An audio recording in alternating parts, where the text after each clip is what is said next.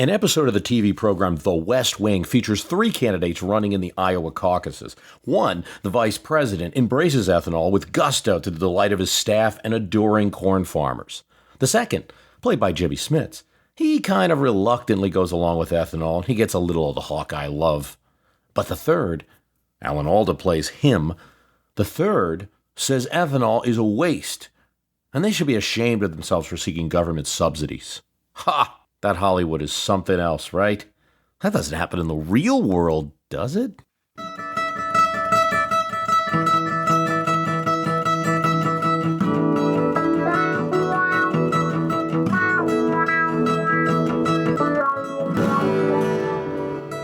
Well, I must admit I'm a bit of an Arnie Vinnick fan. That's the television character played by Alda, maybe because Alda plays him, but also because he's a truth-telling politician. But do Vinnicks exist in the real world? Isn't it true that the narrative of the West Wing show is right? When you come to Iowa and run for president, you take the ethanol pledge.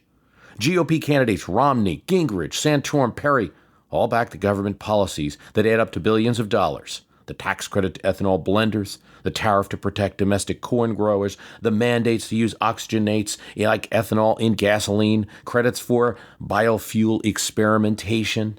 We line up our candidates to run for panderer-in-chief, don't we? Case in point, Bill Bradley called ethanol highway robbery when he was opposing them in the Senate. Why not? He was a senator from New Jersey. No ethanol there. When he challenged Vice President Gore for the 2000 Democratic nomination, he switched his position. Gore made a lot of hay of that. Hillary Clinton votes against several ethanol bills as a New York senator. That's no problem. In 2008, she changes. I had to look out for the interest of the constituents I had at the time, she says. Barack Obama supports ethanol full throat and jumps on Clinton for being a flip-flopper. How can we trust her other stands on issues, Obama says. Iowa is everything for the Obama team. His surprise win there makes it a contest. He is president, and ethanol is well-established policy of the United States government. President Obama justifies his ethanol support on indisputable premises. There can be no doubt that America can grow corn, lots of it. We don't seek corn from other nations that might be hostile to us. It's hard to doubt the science that says oil pollutes when refined. But fermenting corn and making grain alcohol, ethyl alcohol, doesn't hurt the environment. So if you keep things there, policy can be about what you focus on. Keep the discussion there, and ethanol makes powerful sense. And good politics. Which is why all the common presidential names since the Carter administration's first foray into corn gas policy. Gary Hart, Mike Dukakis, Walter Mondale, Bob Dole, Richard Gephardt, Liz Dole, John Kerry, Mike Huckabee, Howard Dean, Joe Biden. Everyone takes the pledge. Thus our presidents come out pro-ethanol. Obama's support for ethanol is no policy change. The Bush administration was the same. But the current president makes clear his opposition to ending the subsidies now. He hints at asking for E15. That's 5% more ethanol in gas. He appointed the former governor of Iowa as his ag secretary, right there guaranteeing that his agriculture department will construct pro-ethanol policy. Now add to this that President Obama supports other alternative energies, not just ethanol. Wind and solar are among the businesses he had issued grants to. Add to this that it's an administration that has spent $700 billion to stimulate the economy. $6 billion doesn't look like a place to cut. And add to that the current climate is no jobs are bad, no jobs can be lost. And this leader of the free world won't aim his cannon at a program that, even if there is no energy benefit as some contend, could be seen as a New Deal jobs program for the Farm Belt. Another angle here. Much is made of the president's identity as the first African-American president. Less is discussed about his identity as a Midwesterner. Illinois neighbors Iowa, and it hosts Archer Daniels Midland, large ethanol producer. Ethanol is as Midwest as any issue. It makes little sense in California or New York. But the senators of Iowa, Illinois, Nebraska, Kansas, and the two Dakotas are 12 guaranteed senators for ethanol policy. Missouri, Minnesota, Indiana can bring another 6. So not surprising when earlier this year the subsidies were threatened. Senators from these states opposed, and President Obama backed up these Midwestern senators with a veto threat. Beyond the Iowa caucuses, which alone can't change policy. The idea of the Constitutional Convention that every state has 2 senators, regardless of size, has helped propel biofuels. The Senate would, as designed, protect a narrow interest that would not survive in the population at large. It was supposed to be to stick up for the interests of little states like Delaware, Rhode Island, Connecticut, as opposed to the giant states of Virginia that they thought would overwhelm them if everything was based on population. This is one of those narrow interests that comes out of that Senate system. And another factor beyond the Iowa caucus is the role of the state recently in general elections as well. Sure, it's only a small amount of electoral votes, but we've had some narrow elections in 2000 and 2004. 2008 didn't turn out that way, but it was sure comforting for the Obama campaign to take that state off the table. Truth-telling John McCain, after all, was like Arnie Vinnick. He was loosely based on, right? John McCain was anti-ethanol. Nearly cost him the Republican nomination after Huckabee won Iowa. Obama carried Iowa in the general election, a gain from the 2004 election when President Bush was running. Even the most pro-Obama analyst will say 2012 will be closer than 2008, certainly. I wouldn't expect any change in his politics now, as Iowa will be once again critical.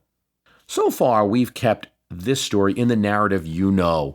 King corn, politicians pander and play along. These politicians tell Midwesterners what they want to hear and all of that. And there's something obvious to all of this. Mitt Romney, pro-business, generally free market type, is stopped by an Iowan in a Des Moines sidewalk who hands him a typewritten note asking for his policy on ethanol. I am for ethanol subsidies, Romney simply says. Though later he's clarified and said he doesn't think they should last forever, but done. His admission ticket to the Iowa caucuses is paid. No problem with Gingrich. He's always been a supporter. So that's that one story, the story of pandering and for politics, right? But there's another way the story could be told, and that is from the longer view, that of an industry crushed by a larger industry. The first car invented in Germany in the 1880s ran on ethanol. Well, they just called it alcohol then. Some early American cars ran on alcohol as well, but for the most part they ran on petroleum-based fuels, gasoline among them. Why? Well, that was being used for lamps anyway. Why? Because a tax going all the way to the Civil War taxed the alcohol industry, beverage alcohol, and also industrial alcohol, didn't make a distinction. That made alcohol unaffordable as a fuel. Theodore Roosevelt realized this, and in 1906 asked Congress to repeal the tax for manufacturing alcohol, industrial purposes, which included car engines, among other things. Standard Oil, he said, had a monopoly or was rapidly developing a monopoly on oil, and it was time to introduce new fuels. Model Ts were made to run on a mixture of gas and alcohol. Henry Ford called alcohol the fuel of the future. He didn't necessarily limit that to corn-based alcohol. Cars, he said, could run from almost any vegetable. Oil companies, Standard Oil, Sunco, realized the danger and went after alcohol as fuel and anyone supporting it. Farmers, they said, would make motorists pay for farm relief. That was the headline in a story that the American Petroleum Institute had put into magazines and newspapers all across the country in the 1930s. Senator Everett Dirksen, then he was just a congressman from Illinois, a supporter of corn alcohol fuel, wrote a letter to his constituents complaining to them that he was being harassed and investigated by private investigators working for Sunco Oil. Yes, in this narrative, Big Oil killed King Corn. And all we did in recent years, if you look at it that way, is bring things back. There is another nation where this debate occurred and alcohol won out.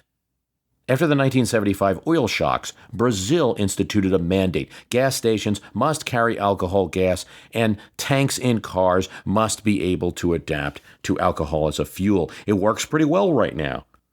In Rio and Sao Paulo, motorists have a cheaper option than oil now.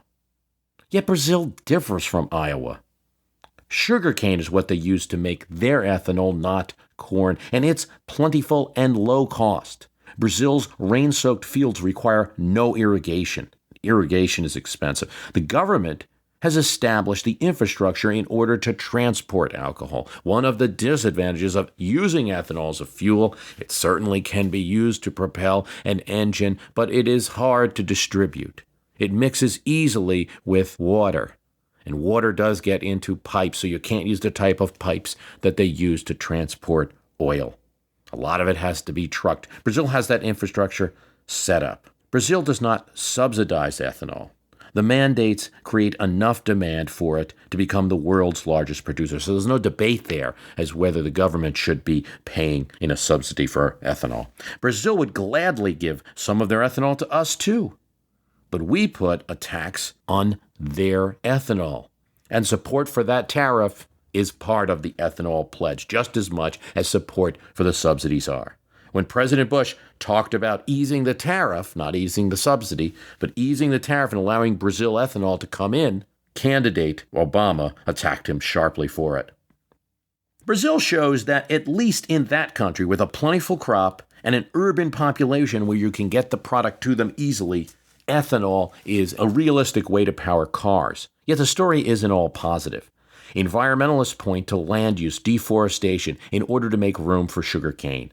A study from the University of Kassel in Germany suggests that sugarcane farms replaced cattle ranges. That required ranches and other industries to clear land, costing an amount of rainforest the size of New York and New Jersey combined. Brazil's program looks good now, that alcohol sells far cheaper than gasoline there. But in the 1980s and 1990s, when gas prices were low, the program looked like ridiculous socialism. Yet Brazil held on to the policy of mandating the presence of alcohol at gas stations. In the long term now, that looks like a wise decision. Most of us are already driving car with some type of fermented corn, ethanol, E10, which means 10% alcohol is the most common in gas. The U.S. requires an oxygenate in order to allow the fuel to burn cleanly, smoothly. Ethanol works, and ethanol is used in most cases. 13 billion gallons of ethanol were produced in 2010, the result of this mandate. Indeed, the mandate of using an oxygenate in fuel may provide the industry sufficiency and turn the corner on the subsidy debate. Earlier this year, Minnesota Governor Tim Pawlenty went to Iowa. And there, in front of Iowans, he told them the truth. Subsidies must be phased out. This was part of a truth-telling campaign. He was about to go to Florida and tell Social Security recipients they had to be cut. Phase out is not the same as eliminate. He just said they should phase out subsidies. And given the mandate, even some of the ethanol industry agrees that subsidies should be faded out. It didn't work out for Tim Pawlenty. He lost the Iowa straw poll, left the race. Perhaps he wasn't the right messenger. Indeed, because of the obviousness of the ethanol pledge and all the publicity about the pandering, there's almost a sub-primary for who will be the truth-telling candidate. They may not win Iowa, of course, but they'll get an even amount of support from an adoring press nationally for telling the truth. Indeed, not everybody backed King Corn this year. Ron Paul, who may do well in Iowa due to the zeal of his supporters and his activist base there, backs no subsidies at all. So ethanol's included in that. Michelle Bachmann, same thing, voted against an ethanol farm bill earlier this year. Really, these energy forms should survive on their own. Non-candidate Sarah Palin also opposed ethanol subsidies. In a way, the counter-ethanol movement is kind of getting attractive now. Not so much for Newt Gingrich. Newt Gingrich goes with a standard ploy on ethanol. He's crazy about it. Ethanol, he says, means no one in the Middle East crowd can kick us around or blackmail us. That's a big argument for ethanol, that corn-based fuel really is a national security issue. After all, compared to the defense budget, a good amount of which is spent to protect oil supplies, right? Subsidies for ethanol are nothing. With $6 billion for subsidies to blenders. President Bush had a similar take on it. Ethanol means we have to seek less oil from people who do us harm, he said. Even Howard Dean, from the other side of the aisle, had a similar tale, saying he'd rather American corn farmers make money than Middle East sheiks. You can't argue with the basic logic. Corn is American. Only a little of the oil is. The trouble is that there isn't enough biomass in the United States. Even all of it, all of the farmable land was used to make corn for ethanol. We'd still need oil. And of course, we can't do that. But, you can argue that perhaps it helps. It goes towards, so we use less oil, of course. National Corn Farmers Association says ethanol keeps gas prices lower. One, because you're adding 10% of it to gas, and also because it's an option that's there in the market. There's a debate over the energy ratio, and that is does ethanol cost as much in energy to make the ethanol as it actually produces? That is the assertion of candidate Vinnick in the West Wing program. And it's often discussed. But recently the federal government has calculated that ethanol makes more energy than it costs in energy to make it. Federal government says it's an energy ratio of 1.25. That is still pretty low. It's a very lossy type of fuel, and it does not produce as much energy per gallon as gasoline. In terms of the environment, it doesn't harm the environment as we indicated to ferment corn, but it does pollute once you burn it in the engine. And there's even one study that indicated that if we had all cars running on ethanol, that the ozone layer would be depleted. That, of course, is debated. But there's no debate that there is pollution coming from ethanol cars as much as it's coming from oil-based. Some argue that the price of food has gone up because we're producing so much corn for ethanol, and the price of corn per bushel has gone up from about $1.85 in 2000 to $5.85 today. Now, there's other factors. There's the petroleum price. Critics say, though, that the subsidies for ethanol are driving up livestock prices around the world because the feed corn used for ethanol is also what feeds cattle. This contention has led one frequent booster to change his mind. Former Vice President Al Gore, who used ethanol among other issues to defeat Bill Bradley in that 2000 caucus, now has reconsidered his support. Subsidizing corn ethanol, he says, was a mistake. Instead, Gore points to switchgrass ethanol. Switchgrass are very plentiful plants that can be easily found in a lot of the Midwestern U.S. and other places that is not eaten as food, grows plentifully, and produces a lot more energy than corn ethanol. A bipartisan effort by liberals and conservatives is now working to end subsidies.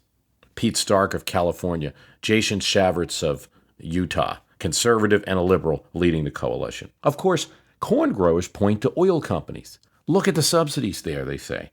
Yes, there's $6 billion for ethanol. In fact, calculating what is a subsidy to the oil industry is difficult. They argue that their ability to deduct is no different than many other industries have. There's at least $21 billion in subsidies to oil companies. Of course, Americans use more gasoline than they use ethanol.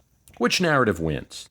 The story of politicians going to one state and shamelessly pandering, or the example of an industry killed by oil fighting its way back? I see no reason to choose. Some politicians look silly coming to Iowa, donning everything but a pitchfork and overalls, and pledging to King Corn. On the other hand, we did create an alternative energy source, and that's been a national goal. But it's not one that we can imagine solving our problems. This is a program of politics, the art of the possible, right? And if you mix your desire to create an American fuel, if you mix your desire to help the environment by refining less oil, if you mix your desire to reduce our dependence on Middle East nations, and if you want to mix all that with a healthy respect for realpolitik, corn-based gas was the one biofuel that had the political juice. Solar, wind, electric cars didn't have the kind of support in the Senate, one of the important bodies for spending our national money, that ethanol did. Maybe the political precedent of some kind of biofuel, which happened to be corn because the political juice was there, was a benefit established. And while corn clearly isn't the answer, maybe switchgrass or something else will be. And of course, if petroleum gas ever gets to $8 a gallon here in the States, will we still think the idea of ethanol is a mistake? Applying a pure libertarian point of view, free trade should dictate. And if a fuel survives, it has to survive on its own. The government should not be subsidizing it. Unsubsidized gasoline is probably going to win until the point at which we need something else because prices have gone up too much. That's pure libertarian. If you add the foreign policy dimension, sure, we have no beef with Canada, but most of the other oil producers create problems for us on the world stage. And especially, they get more powerful, especially when oil prices are high. In a sense, we're talking about corn, but we are really not talking about corn at all. We're talking about the role of government versus the free market. Do we accept some of the big hand of government to place covenants on top of that free market system that we embrace for a national purpose that we all agree on? All of our representatives agree on, a majority of our representatives agree on. It's not likely that this issue will be resolved in Iowa in January at all. But it's something that we as a nation need to think about. I want to thank you for listening. The website is myhistorycanbeatupyourpolitics.com. We've redesigned that website. There is a Facebook site, Fans of My History Can Beat Up Your Politics. Join the robust discussion there. The archives are available for $14.99. Again, most of what we've published